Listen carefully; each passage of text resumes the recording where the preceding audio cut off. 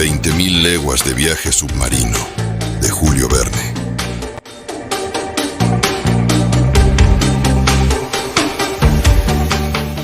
En 1866, el mundo se vio sacudido por un fenómeno inusual, la aparición de un objeto marino colosal, más rápido y grande que cualquier ballena conocida.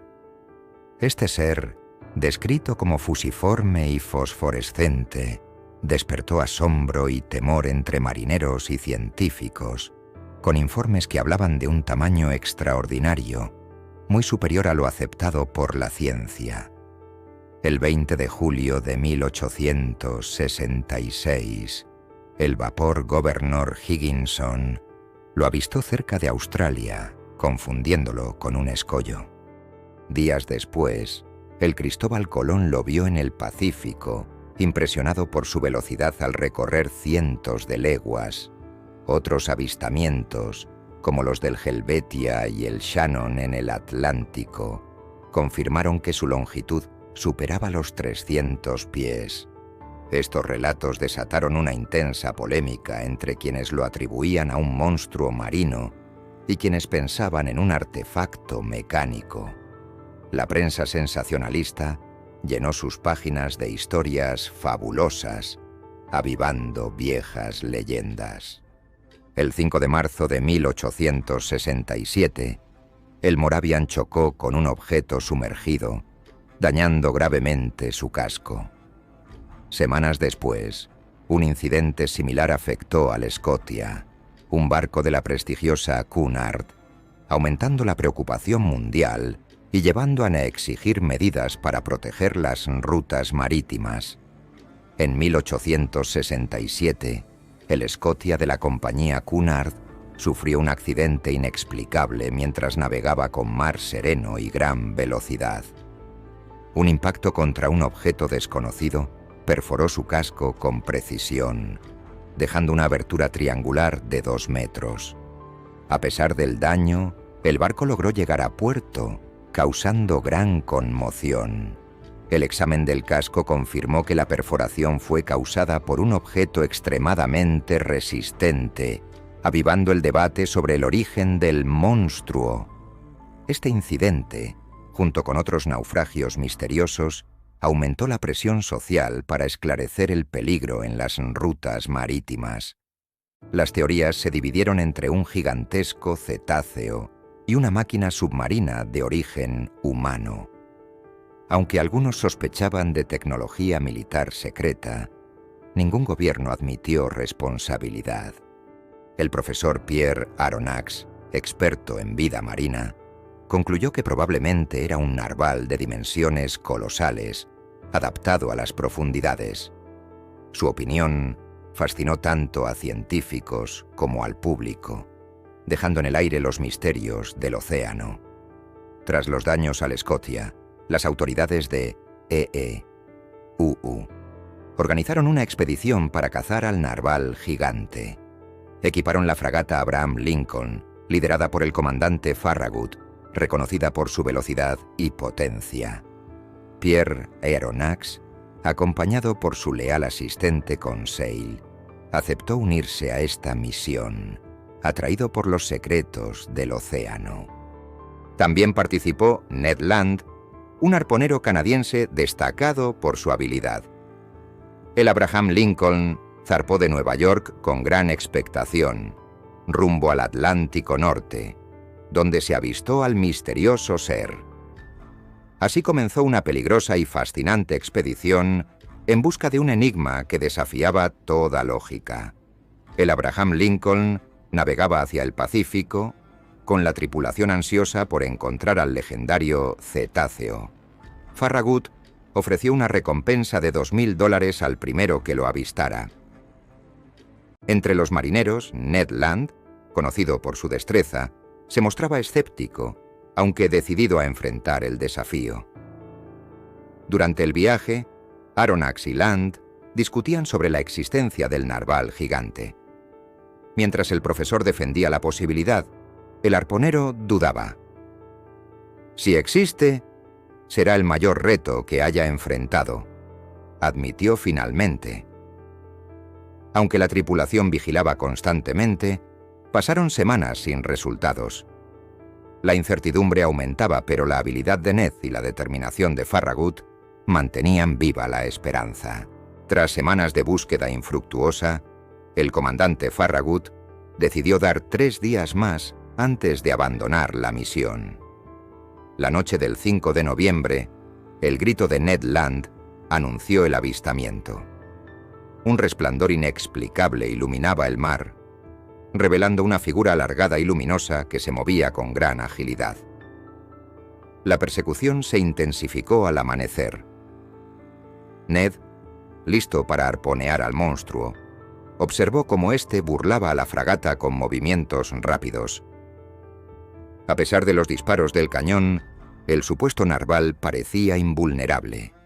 Esa noche, el resplandor reapareció. Al acercarse Ned, lanzó su arpón, pero el arma rebotó contra una superficie metálica. 2 trombas de agua golpearon la cubierta, lanzando a Aronnax al mar. Agotado, Aronnax fue rescatado por Conseil, pero ambos estaban lejos de la fragata. Mientras luchaban por mantenerse a flote, encontraron a Ned Land sobre una superficie metálica. «¡Es acero!», Drenia exclamó. No era un animal, sino una máquina, un gigantesco submarino. Los 3 fueron arrastrados al interior de la máquina por hombres embozados. Atrapados en la oscuridad, Aronnax sintió una mezcla de temor y fascinación, mientras Ned juraba resistir ante lo desconocido. Prisioneros en el submarino, los cautivos enfrentaron la incertidumbre. Tras un tiempo, apareció el capitán Nemo, quien reveló que los conocía y les ofreció una libertad limitada dentro del Nautilus. A cambio exigía obediencia absoluta, pues no podían regresar al mundo exterior. Aronnax, intrigado por las promesas de explorar el océano, aceptó las condiciones. Nemo, orgulloso de su independencia, explicaba cómo el mar le proporcionaba todo: alimentos, energía y refugio. Así comenzó una travesía extraordinaria bajo las aguas. El capitán Nemo ofreció a Aronnax un banquete de productos marinos, desde hígados de delfín hasta confitura de anémonas, destacando cómo el mar lo alimentaba, vestía y proveía de todo lo necesario. Expresó su profundo amor por el océano, describiéndolo como un refugio de libertad absoluta, libre de déspotas y lleno de vida. Luego, Nemo mostró a Aronnax el Nautilus, comenzando por la biblioteca, que contenía 12.000 volúmenes y que reflejaba su aislamiento del mundo.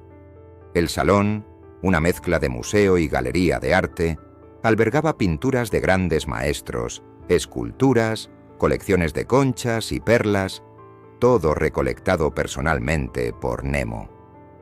Finalmente, en su camarote, el capitán explicó los instrumentos del Nautilus, como el manómetro para medir la profundidad y las sondas termométricas para registrar temperaturas marinas. Anunció que le revelaría los secretos del submarino, asegurando que la electricidad era la base de toda su tecnología. Aronnax quedó impresionado por las maravillas y misterios que el Nautilus prometía revelar. El capitán Nemo explicó que la electricidad, obtenida del sodio presente en el agua de mar, era la base de toda la funcionalidad del Nautilus: energía, luz, calor y movimiento. Sus pilas de sodio, combinadas con mercurio, producían una fuerza electromotriz superior al zinc, mientras que el sodio era extraído mediante calor de carbón submarino. El Nautilus, diseñado como un cilindro alargado de acero extremadamente resistente, podía sumergirse y emerger ajustando el peso mediante depósitos de agua. Las bombas, accionadas por electricidad, vencían presiones de hasta 100 atmósferas, permitiéndole alcanzar profundidades extremas.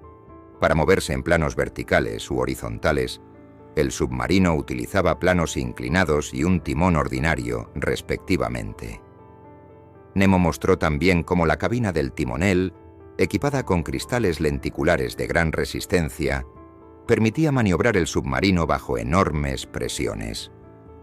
Este innovador diseño y el uso avanzado de la electricidad convertían al Nautilus en una maravilla tecnológica sin precedentes.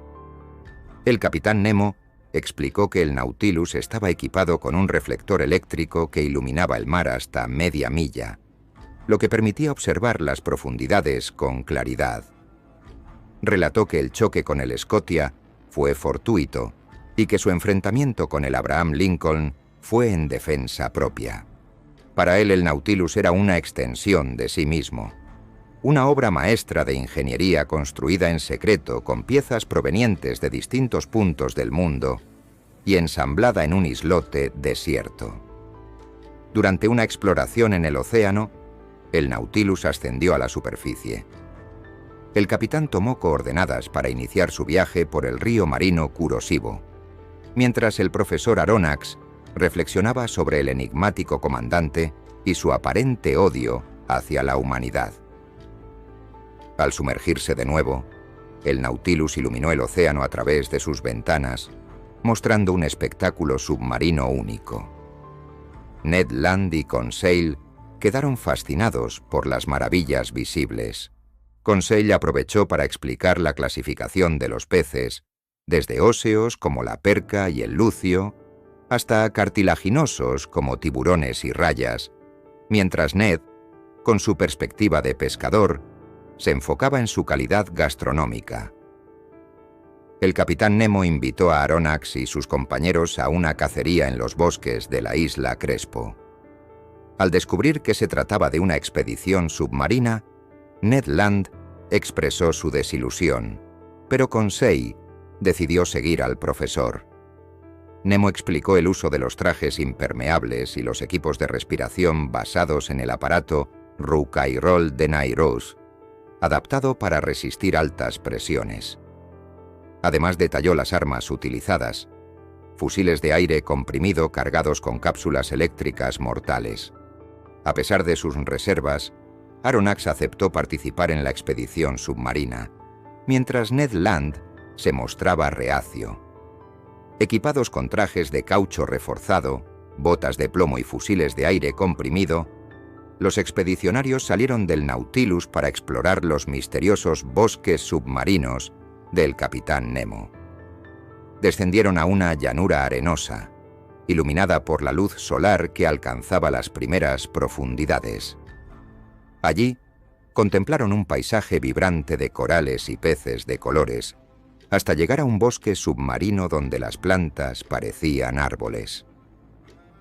Entre fucos y criaturas marinas, avanzaron cautelosos, inmersos en el silencio del océano. Al descender a mayor profundidad, la oscuridad los envolvió, y las linternas eléctricas revelaron un valle misterioso, habitado por formas de vida que se mantenían a distancia. En el límite de este dominio, un muro de granito marcó el final de su recorrido. Nemo decidió regresar al Nautilus, dejando atrás aquel mundo submarino lleno de maravillas. En otra expedición, el capitán abatió una nutria marina, una especie en peligro de extinción, mientras avanzaban por llanuras y praderas submarinas. Guiados por el fanal del Nautilus, se encontraron con tiburones que rozaron sus cuerpos, aunque sin detectarlos. Exhaustos pero fascinados, regresaron al submarino, cargados de nuevas experiencias que enriquecían la extraordinaria travesía.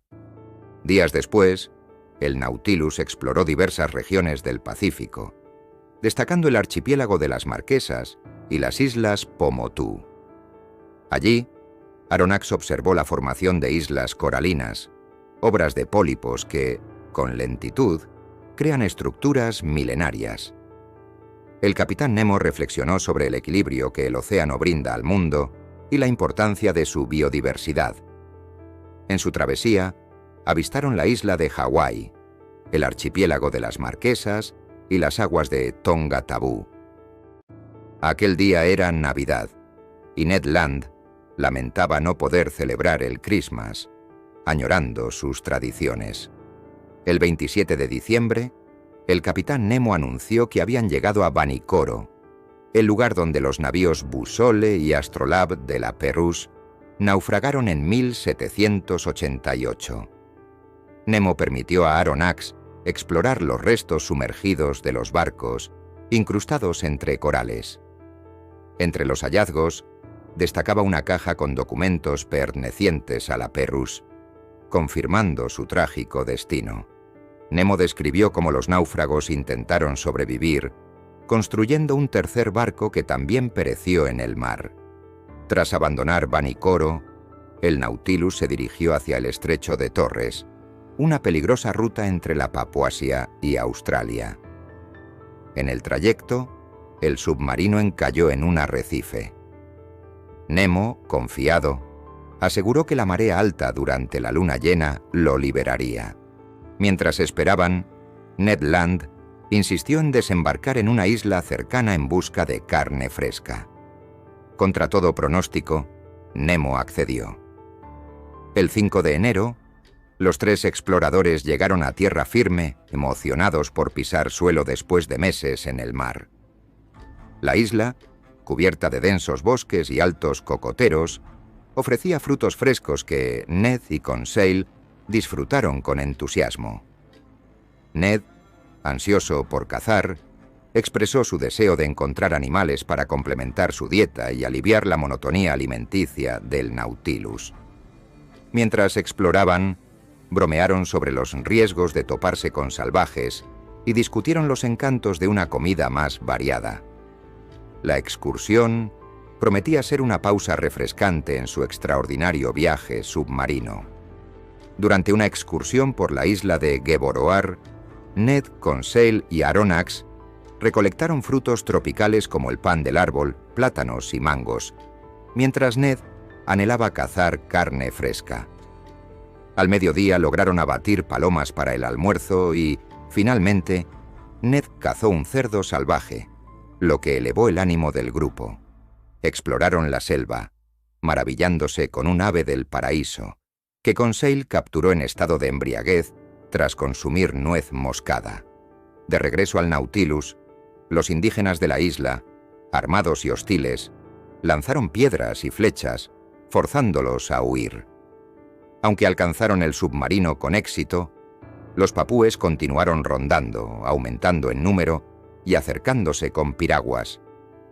Mientras Aronnax y Conseil pescaban, un indígena rompió una rara concha senestrógira, aquella cuya espiral se curva hacia la izquierda, como un capricho único de la naturaleza. Este acto causó la ira de Conseil, quien, indignado por la destrucción de tan preciado hallazgo, disparó contra el agresor. El capitán Nemo, imperturbable, aseguró que el Nautilus estaba a salvo de los indígenas, confiando en su tecnología para protegerlo. La noche transcurrió sin incidentes, mientras esperaban la marea alta que liberaría al submarino de los arrecifes, confiando en el plan del misterioso capitán. Una multitud de indígenas rodeó al Nautilus con piraguas, lanzando flechas. Aronnax alertó al capitán Nemo, quien, calmado, ordenó cerrar las escotillas. Ante la preocupación de un posible asalto al abrirlas al día siguiente, Nemo aseguró que los invasores no podrían ingresar. Más tarde, mostró cómo el pasamano del submarino, cargado eléctricamente, rechazaba a los salvajes, asegurando la protección del barco. El Nautilus, liberado por la marea, retomó su marcha. Nemo, misterioso como siempre, siguió con sus experimentos científicos, mostrando a Aronnax datos sobre densidades marinas. El 18 de enero, algo en el horizonte alteró al capitán y su segundo. Poco después, encerraron a Aronnax, Ned y Conseil en una celda, donde fueron narcotizados. Al despertar estaban de regreso en sus camarotes, ignorando lo ocurrido. Al día siguiente, Nemo pidió ayuda médica a Aronnax para atender a un hombre gravemente herido, con una lesión cerebral fatal. La conexión entre este suceso y los misteriosos eventos anteriores quedó envuelta en el enigma que rodeaba al Nautilus y su enigmático capitán. El herido en el Nautilus no sobrevivió a su grave lesión cerebral, dejando a un capitán Nemo visiblemente afectado. Al día siguiente, Aronnax y sus compañeros participaron en una solemne ceremonia submarina, donde el cuerpo fue enterrado en un cementerio de coral, lejos de tiburones y hombres. La escena reveló la profunda conexión entre Nemo y su tripulación. El Nautilus continuó su travesía por el Océano Índico, explorando profundidades de hasta 3 kilómetros y revelando nuevas maravillas marinas, como argonautas, escualos y exóticas especies de peces. Atravesaron mares blancos por bioluminiscencia y observaron cadáveres arrastrados por el Ganges, testigos de la cultura india. Entre exploraciones y reflexiones, Aronnax se debatía entre admirar o temer al enigmático capitán Nemo y su extraordinaria embarcación. El Nautilus atravesó un curioso fenómeno marino conocido como mar de leche, causado por infusorios que iluminaban las aguas con su bioluminiscencia. Poco después, el capitán Nemo propuso explorar el banco de madreperlas en el Golfo de Mannar, famoso por sus pesquerías de perlas. Durante la expedición, advirtió que las aguas albergaban tiburones, pero aseguró que estarían bien armados para enfrentarlos. Al día siguiente, Nemo, Aronnax, Conseil y Ned Land se adentraron en las aguas del banco. Mientras avanzaban por un paisaje submarino lleno de ostras, corales y criaturas marinas, llegaron a una gruta. En su centro, descubrieron una tridacna gigantesca, una ostra monumental que revelaba la riqueza de aquellos fondos marinos y la fascinación que Nemo sentía por el océano y sus misterios. Me acerqué a la tridacna gigante, que adherida a la roca, albergaba en su interior una perla del tamaño de un coco, estimada en 10 millones de francos. El capitán Nemo la dejó intacta, permitiendo que continuara creciendo, una muestra de su fascinación por las maravillas del océano. La exploración continuó por el banco de madreperlas hasta que descubrimos a un pescador indio enfrentando un tiburón. Nemo, con valentía, lo rescató, mientras Ned Land abatía al escualo con su arpón. El pescador, salvado y recompensado con un saco de perlas, miró incrédulo a sus salvadores. De regreso al Nautilus, reflexioné sobre la humanidad del capitán, quien admitió sentirse unido a los oprimidos. La embarcación siguió su curso por el Mar Rojo, conocido por su rica fauna y paisajes submarinos. Allí, Nemo describió la historia, peligros y origen del nombre del mar, atribuido al tinte púrpura producido por algas microscópicas. También mencionó el paso de los israelitas, ahora un área enarenada. Su conocimiento del océano y la historia era tan vasto como su nave, cuya tecnología adelantada parecía destinada a perecer con él. El capitán Nemo explicó cómo los antiguos intentaron unir el Mar Rojo con el Mediterráneo a través de canales alimentados por el Nilo, una tarea finalmente realizada por el ingeniero Lesseps con el Canal de Suez. Aunque el Nautilus no podía usar ese canal, Nemo reveló la existencia de un paso natural subterráneo, el Túnel Arábigo, un paso natural submarino que conectaba el Mar Rojo con el Mediterráneo, descubierto por el capitán Nemo al estudiar la fauna marina. Esa misma noche, el submarino cruzó el túnel en menos de 20 minutos, alcanzando el Mediterráneo. Al día siguiente, Ned Land planteó a Aronnax y Conseil la necesidad de planear una fuga.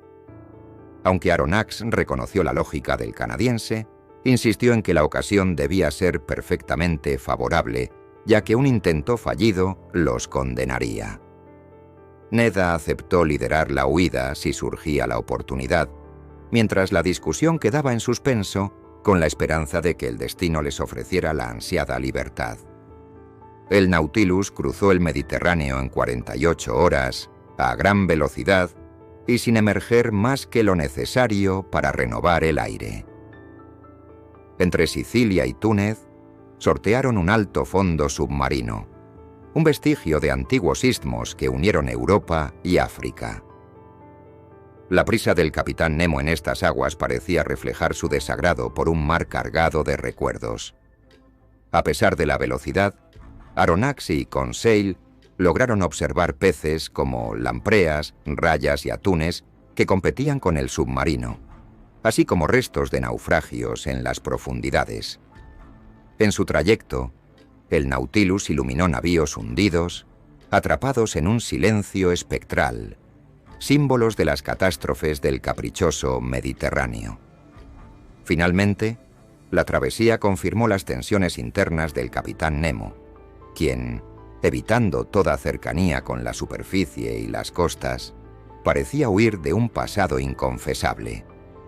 El Nautilus surcaba el Mediterráneo rumbo al Atlántico. En su trayecto, Aronnax observó restos de naufragios en los fondos marinos, cada vez más numerosos al acercarse al estrecho de Gibraltar. Barcos hundidos, con sus flancos corroídos y esqueleto de hierro, evocaban historias de tragedia y naufragios. Al atravesar el estrecho, la nave aprovechó una contracorriente que vertía el excedente de agua del Mediterráneo al Atlántico, alcanzando el vasto océano. Una noche, el capitán Nemo invitó a Aronnax a una singular excursión submarina. Equipados con escafandras, caminaron por un lecho rocoso iluminado por un misterioso resplandor rojizo que emanaba de una montaña submarina. El capitán avanzaba con determinación, como si conociera bien aquel camino. La extraña claridad aumentaba, alimentando las especulaciones de Aronnax sobre fenómenos naturales o incluso la presencia de una civilización oculta en el fondo del océano. La travesía hacia ese foco luminoso representaba un nuevo enigma en la enigmática vida del capitán Nemo, un hombre que seguía despertando en Aronnax igual fascinación que misterio. A medianoche, acompañé al capitán Nemo en una fascinante ascensión submarina. Escalamos una montaña sumergida, atravesando un bosque petrificado y deslizándonos entre rocas. Bajo la tenue luz submarina, crustáceos gigantes y ruinas ocultas evocaban una civilización olvidada. En la cima, un volcán iluminaba un paisaje de lava y aguas hirvientes, revelando una ciudad sumergida. Sobre una roca, Nemo escribió una sola palabra: Atlántida. Ante mí se alzaba el mítico continente descrito por Platón, con templos, murallas y calles sumergidas en un silencio eterno. Fue como un viaje al pasado, al hogar de los atlantes, arrasado por un cataclismo que lo sepultó en las profundidades. Fascinado, deseaba explorar más, pero Nemo decidió regresar al Nautilus. Al día siguiente, cruzamos llanuras de esta civilización perdida, rodeados de peces exóticos y paisajes moldeados por antiguos movimientos tectónicos. En una caverna volcánica, el submarino encontró refugio y Ned Land, siempre práctico, recolectó miel de una colmena, celebrando con entusiasmo su hallazgo. Pronto dejamos atrás la Atlántida, sumidos nuevamente en los misterios del mundo submarino. En el volcán, aves de presa y abutardas habitaban las pendientes. Ned, con su habilidad, cazó una abutarda y recolectó miel. Al llegar a la orilla observamos vida marina, crustáceos, lapas y plantas. Una gruta cercana nos dio refugio, pero el ascenso de la marea nos obligó a regresar al Nautilus. Tras embarcar el sodio, retomamos el viaje hacia el Atlántico, atravesando el mar de los sargazos, una alfombra de algas flotantes. Sobre ellas, troncos y naufragios albergaban una biodiversidad fascinante. Mientras avanzábamos hacia el sur, Ned mostró su frustración, viendo que el rumbo alejaba toda esperanza de evasión. En aguas australes, Ned observaba ballenas con escepticismo y debatía con Aronnax sobre los cetáceos. Una manada de cachalotes apareció, lista para atacar a las ballenas. Nemo intervino, usando el Nautilus como un arma letal. El submarino, convertido en arpón de acero, destruyó a los cachalotes con maniobras precisas, dejando el mar teñido de sangre. Tras la caza, el Nautilus siguió hacia el sur, enfrentando bloques de hielo. Nemo planeaba atravesar la gran banca de hielo por debajo, usando las capacidades únicas del submarino. Aronnax se unió a su entusiasmo, decidido a desafiar los límites y alcanzar el Polo Sur. El Nautilus se sumergió bajo los campos helados, alcanzando aguas libres a 800 metros de profundidad. El 21 de marzo, emergió en un mar despejado rodeado de témpanos. Nemo, Aronnax y su equipo desembarcaron en un islote volcánico explorando su fauna, como focas y aves. Ascendieron a un pico volcánico desde donde divisaron la inmensidad del continente antártico. Aunque las condiciones climáticas dificultaron la observación solar, Nemo confiaba en haber alcanzado el Polo Sur. El Nautilus quedó atrapado bajo un bloque de hielo en el Polo Sur. Un iceberg volcado aprisionó al submarino entre paredes heladas. Nemo ordenó taladrar la base del hielo para crear un paso hacia aguas libres. El trabajo era agotador, con temperaturas gélidas y aire cada vez más irrespirable a bordo. El oxígeno escaseaba y quedaban 2 días de aire. Nemo enfrentó la situación con ingenio. Usó agua hirviente para retrasar la congelación y cargó el submarino con agua para romper la última capa de hielo. Finalmente, el Nautilus logró emerger, liberando a la tripulación. Ned, Conseil y Aronnax recuperaron fuerzas, agradeciendo la valentía mutua. El submarino se dirigió al Atlántico, bordeando Sudamérica.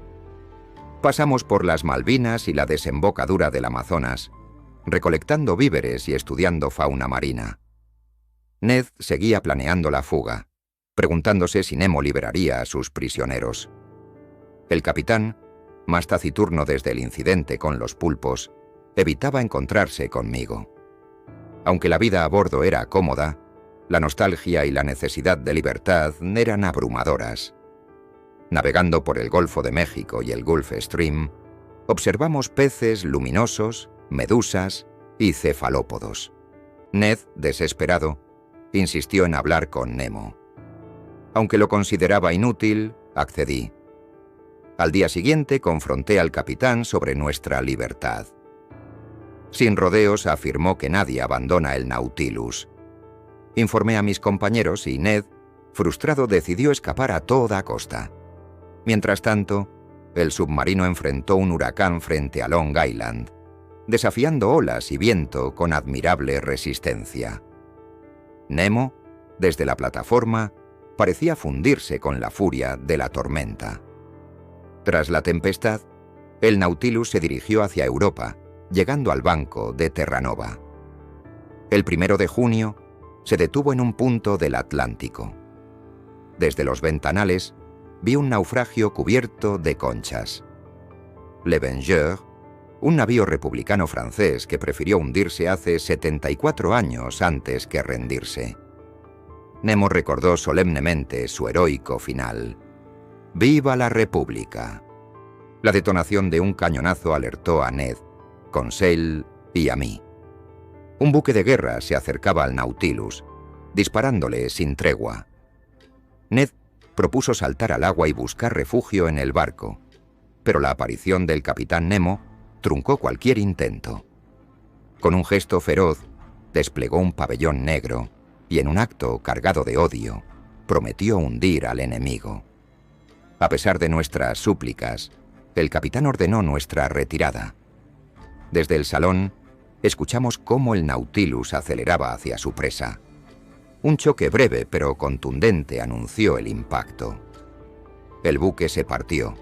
Sus tripulantes, atrapados, se aferraban a los mástiles mientras el agua los engullía.